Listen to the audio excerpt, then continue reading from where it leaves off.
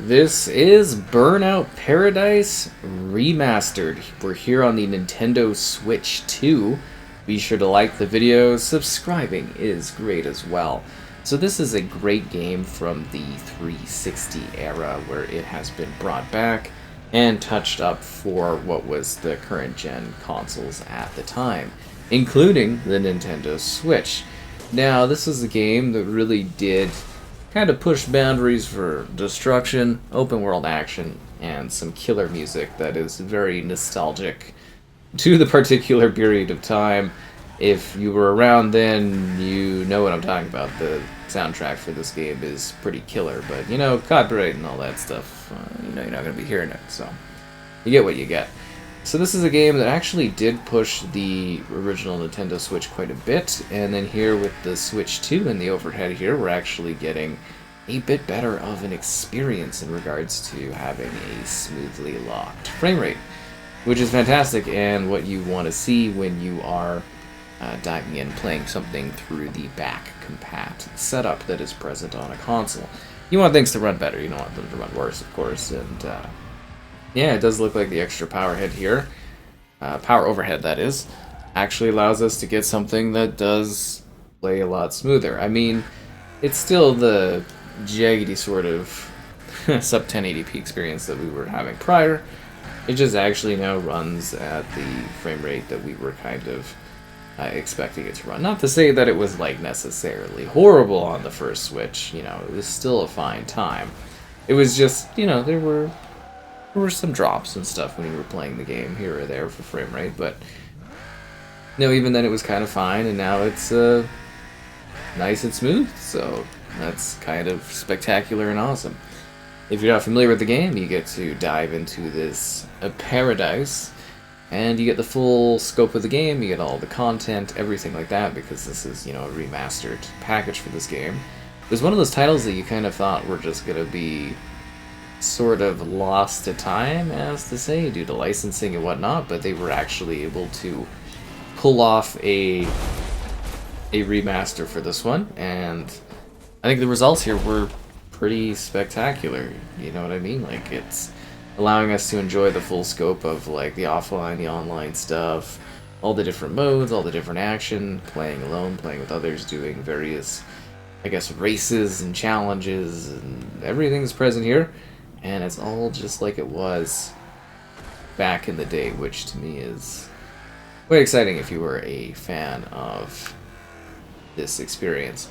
So it's 900p and it's 60 FPS now, but we actually get, like I said, a smooth 60 FPS, which is highly desired when you're playing this sort of thing.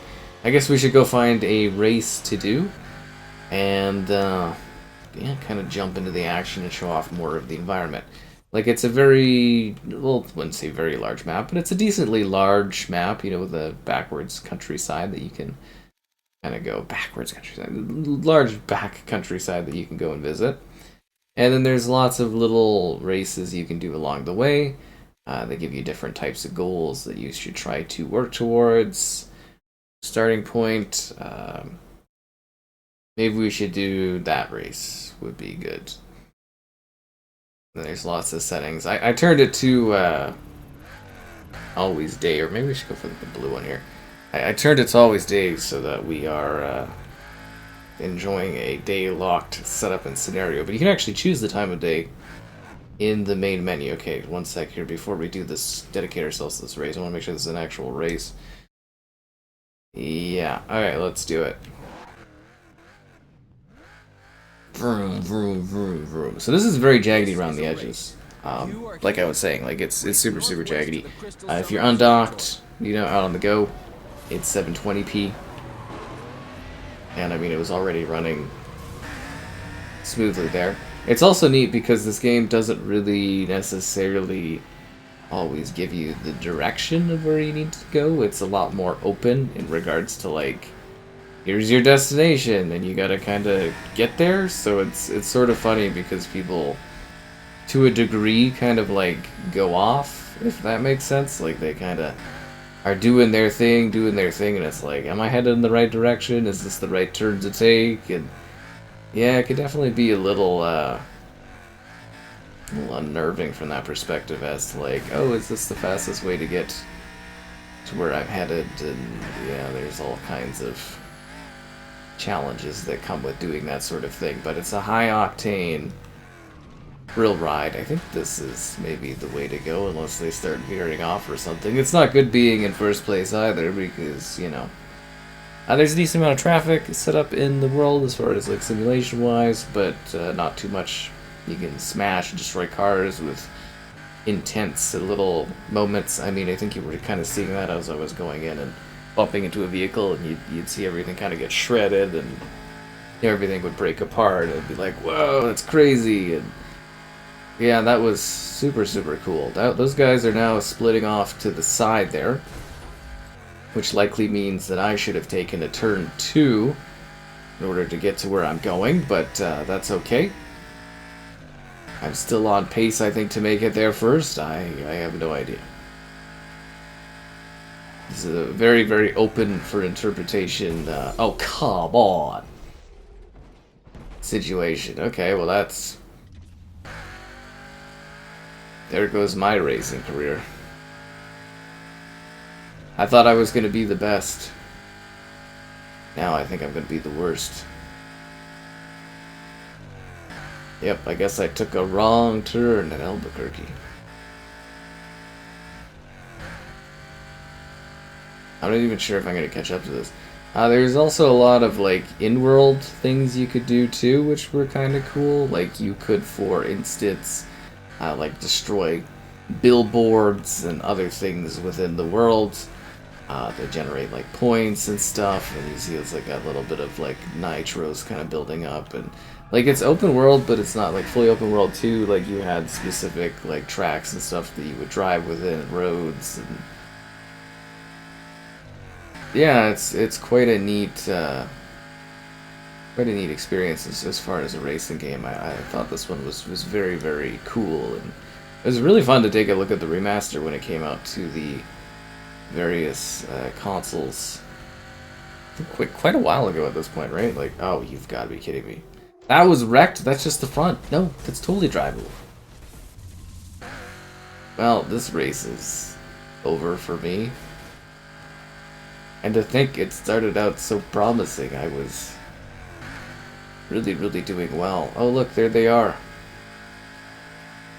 I think if I'm just slightly slow enough, I could be here to watch all of them drive by me. Yeah. Well, it's not over until it's over. That's what I'm talking about. I took a detour and I still came out on top. Woo!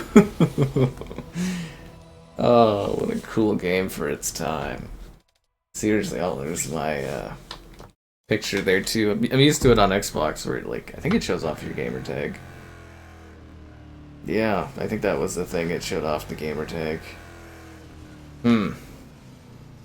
Anyways, yeah, it's kind of fun being on here because I'm used to it looking a lot more crisp. Does that make sense? Coming from like the Xbox perspective on this one, it's a lot crisper, the remaster, but you know, comparable to what we would have had on, say, like the 360 back in the day when this first came out, this is actually a step up. So not bad for the Switch at all to have a, you know, Burnout game like this and actually have it running smooth and looking nice. And yeah, it's gonna be fun taking a look at the more of the back compat of the Switch 2 and seeing how all these games are kind of touched up. Like, obviously, we're not getting massive improvements, and you know, in terms of like upscaling and stuff, like Xbox sometimes does with their resolution bump ups, but we're still getting a pretty compelling upgrade and improvement over something. Just in regards to like smoother frame rates or when dynamic resolution scaling's like being applied, and I think that's great. Alright, let's go right here. What we got? Let's do it. Race 1-on-1 north to the Crystal Summit Observatory. So now we're going the other way. I just came from there. That's ridiculous. But you can see how there's all these different races you can do. But think a lot of the fun too, aside from just destroying things, is like playing this online with other people and doing all the different like modes and stuff. I don't think you'll necessarily be able to come across too many at this point in time, but you know, it was cool that that was an option. If you got buds that still play this, you know, that's a great choice too. That was bad. That was really, really bad. I was kind of like, oh, should I go for the side? Should I go for the left? And then I ended up going right down the middle. And that did nobody any favors. Except for the guy that's, you know, first place ahead of me. Gotta build up some stuff. And like, if you've ever seen the Burnout games, they were always about this like high-octane action and like fast movement and, you know, just the destruction. This one was super, super cool. And it's just, it's weird that this series just kind of vanished. If that makes sense, like these were always really, really cool games, but when you've got other racing IP and stuff, I guess it's not necessarily needed to continue doing these ones, right? Which I think is such a shame. Big Surf Island. Yeah, there was some expansion stuff like I mentioned too. Like this is like the full experience. The Hunter Vegas is now cruising around Paradise That's City. good. Oh, and there's like a ton of cars to get. Not like a ton like in the modern sense, but there's quite a few cars that you can gather, and then you can like customize the cars and improve them and change them in a bunch of different cool car ways. Obviously, this had like great reception to the gameplay. Yeah. This one's actually quite old. It's like half a decade actually. Has it been that long? Oh wow. Since it came to Switch, I am really, really old. Seriously.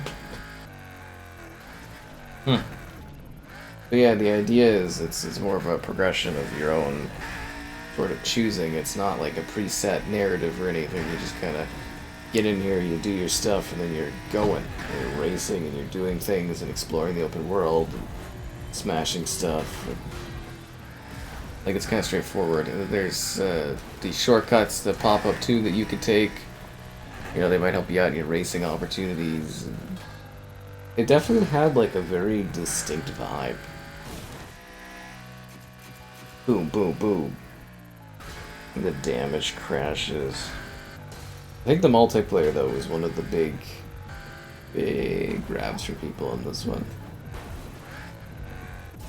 Just due to, like, the fun lobbies and kind of, like, game modes and stuff you could take part in. It was always exciting. But I also just loved the difference, too, in the different, like, locations of the city. If that makes sense, like, we're out here and it's, like, a big mountainous kind of countryside. And then when you... I was kind of hoping I'd launch off into the distance. When you kind of get going to the main city area, it's got an entirely different vibe altogether. You know, it's that whole downtown structuring, and they do a very nice job of giving you these different settings and terrain so that you feel like you're going to different places.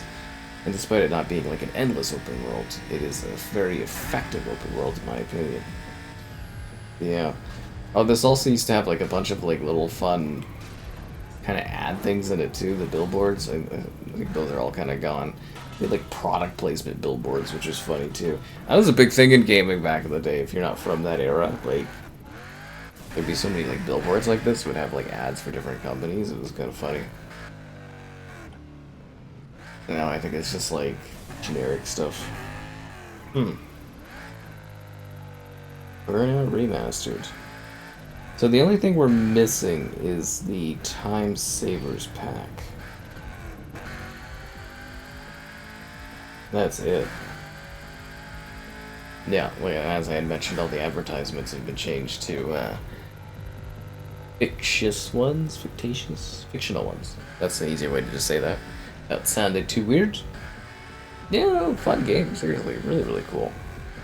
I hope the legacy of this one kind of continues to be strong and, you know, continues to become available because it is such a fun kind of game. I don't even know what you're really doing it these days. I'm used to more like structured racing opportunities, you know what I mean? I'm kind of here showing off the world so you can see that it's just like lockdown frame rate, but yeah, no, it's quite fascinating. Super jump. I guess that was the magic of it. Is it's just like exploring the world and doing whatever you wanted to do. That's what made this one so cool. Very, very neat. We're really rocking this, eh? Well, I mean, I'm just zipping around. I'm not doing anything too seriously. Like trying to find like a race to do or something. It's hilarious though how expectations work for this stuff, because it's like playing this on the Xbox Remastered, it's like, wow, this is really clean, really good resolution, stuff like that. And then on Switch it's kind of like, oh, it's got a decent frame rate and, you know, runs. And Switch 2, I'm just sitting here hoping we get some game updates for stuff to make them run better, but see how many games that get that kind of a treatment. But this one, I mean, why would you even really bother, right? I think at best you're gonna bump up the resolution and, you know, it looks fine enough, runs good now.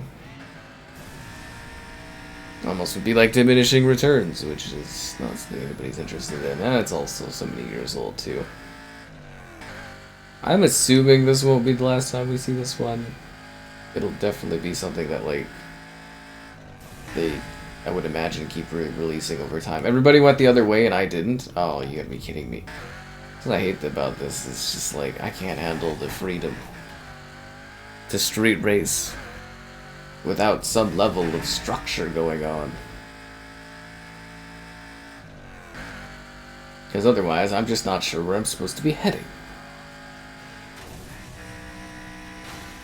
So they're all going that way, I'm going this way.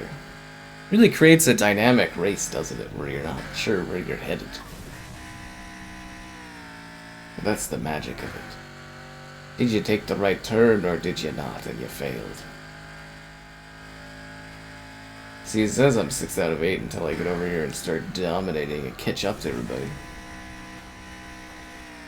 As long as I don't get wrecked, we're all good. Yep, as long as I don't get wrecked here, it'll be fine. I'll catch up. I got this. Although I feel like I should start turning in more, because, like, they are all kind of turning in more, I think. Wait, I could have went further, I believe, and then I could have just wrapped around to the side. I'm almost doing all this extra racing work for no reason, I think, because we're gonna, like, intercept them here.